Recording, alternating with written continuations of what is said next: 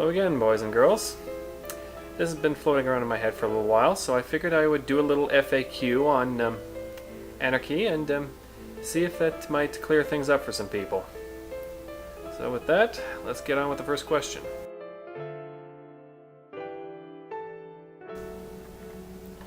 Anarchy, as I view it, is the belief that the government or the state is neither necessary nor moral. I believe in the philosophy of libertarianism, and that I believe all people are free to live their lives however they see fit on the sole condition that they do not infringe upon the freedom of others. The state, by its very nature, runs contrary to this view, and thus I oppose it in everything it stands for. It doesn't mean I want a lawless world full of crime, and it doesn't mean that I want to commit crime myself. I do believe crime is a problem that needs to be addressed by society. I simply dispute the idea that we need violence to prevent violence. It's a contradictory and long outdated notion. In simplest terms, for the same reason I don't believe in astrology, homeopathy, mysticism, and indeed gods as well. There's no evidence. There's also much evidence that the state not only doesn't solve the problems of society, but it also contributes to them. It makes sense if you consider this. Since evil people naturally are drawn to positions of power, what is to stop them from simply seeking the power of the state to achieve their ends? The only way the state can be proven legitimate is if one could find a foolproof way to ensure that only intelligent, rational, and moral people are elected. Until then, the state remains the ultimate prize for the dishonest and the immoral. To quote Lord of the Rings, "The ring of power cannot be used for good. It must be destroyed." Well, strictly speaking, that's not up to me. As Carl Sagan once put it, extraordinary claims require extraordinary evidence. The statist is the one making the very extraordinary claim that they know how to run people's lives better than they do, or that they know people who can. As a statist, you are the one making the claim, and thus you must supply the evidence. As an anarchist, I simply do not believe your claim. I am willing to admit that I am not qualified to tell people how they should live, nor is anyone else. To demand that I provide a model of how society should be run is to demand that I make the same fallacious claim that I am disputing from you. After all, why should I have to disprove something that has in fact never been proven in the first place? Because they are funded and enforced through violence. To take the most usual example, let's look at public health care. It is funded through taxes which must be paid, or else you will be threatened with fines, jail, and ultimately violence if you continue to resist. Any private organization who did this would be labeled a mafia protection racket, and yet the state is granted the ethical immunity to do this with impunity. The basic claim of public health care is that it is both necessary and moral to forcibly extract money from people in order to fund the health costs of others. Well, since healthcare existed long before the state took over it, the claim of it being necessary is refuted right there. As for it being moral, always remember that moral principles, like all principles, must be consistent or else they're not principles. If an act is moral for person A to do it, then it is also moral for person B to do it, or for anyone to do it. Nobody is above the law, in other words. With that in mind, consider this case. If I were to embezzle money from my employer to pay for my mother's operation, what would the state's reaction be? I would be arrested and jailed for stealing. Thus, if public health care is moral, then the state is immoral for preventing others from doing it as well. If public health care is immoral, then the state is immoral for doing it itself. Either way, the state is not acting in accordance with its own stated moral principles and thus invalidates itself. This argument works for all state-run programs and all actions of the state in general.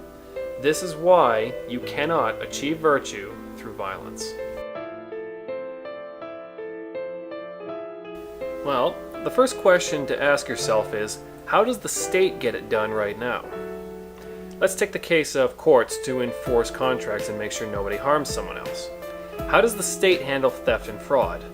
The tragic truth is that it encourages it. Well, think about it. How many people out there have actually used the government courts when they were wronged, pursued the case to its conclusion, and were properly compensated in the end? I would be surprised if anyone could actually make that claim. Government courts are tragically out of reach to all but the most wealthy and very patient, and thus theft and fraud is encouraged because retribution is simply out of reach to most of the population. To those few who do use government courts, they often wait up to a decade to see their compensation, and when they do, over half of it is lost in the process. This is a disgusting way to help victims. The next argument I'm often presented with is the supposed free rider problem. Without taxes, people will spend their money the way they shouldn't, and everyone shall perish. Well, let's go with the example of educating the poor. With no state, the poor won't be educated? Well, let's say there's no state, and a group of people want to set up a charity to help educate poor children. Would you donate to their cause? If your answer is yes, well then you just answered your own question. You're not unique in your concerns, and you never are. If you have a concern, you are never alone. If your answer is no, well, then it's quite hypocritical to even make that argument in the first place, isn't it? Eliminating state power is what will eliminate the real free riders in society. People who use the power of the state either directly or indirectly to achieve their ends through force instead of having to prove their worth to others like most of us do. In a stateless society, when people can only achieve their goals through voluntarism, then free riding becomes ineffective at achieving one's goals. Well, that implies that there is order and harmony with a state. Instead, we have out-of-control debt, politicians with no restraint on their spending habits, businesses bribing the state to grant them special advantages in the market, which ultimately harms the consumer on multiple fronts, non-violent people being locked up for non-crimes, millions of lives ruined or even lost by foolish policies, millions more dying in pointless wars. It just goes on and on and on. Well, I believe in the golden rule of ethics. I believe in treating one's fellow man as we would like to be treated. Thus, I don't want my life run by others, so I don't presume to try to run other people's lives. I believe in human dignity and the principles of liberty. I don't believe that we're born dirty sinners who need to be guided by other humans, as this is a highly contradictory premise. I believe that governments do vastly more harm than good. They have hindered man's progress at every turn.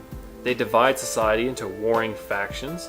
They enforce the idea that it's just and moral to use violence to achieve your ends, and thus they erode human morality. They waste obscene amounts of money and resources that could be used for much more productive endeavors. You see, primitive man had very little understanding of the world around him, and thus made up a lot of stories to try and explain how the world worked. Priesthoods, of course, arose to take advantage of this, realizing they could gain wealth and power by claiming to have the answers to man's questions. While they are less driven by religion these days, for the most part, the claim remains the same. The populace are all unintelligent lambs who must be guided by more enlightened individuals. This is why I call the church and state the great pretenders. They have for thousands of years claimed to have all the answers, and yet they continue to fail to deliver. Religion still can't even produce one verifiable miracle, and politicians still have not given us the utopia they promised. I believe we are long overdue to see them for the frauds that they are and learn to live our lives ourselves. No gods, no kings, only man. Until next time, be aware and be wise.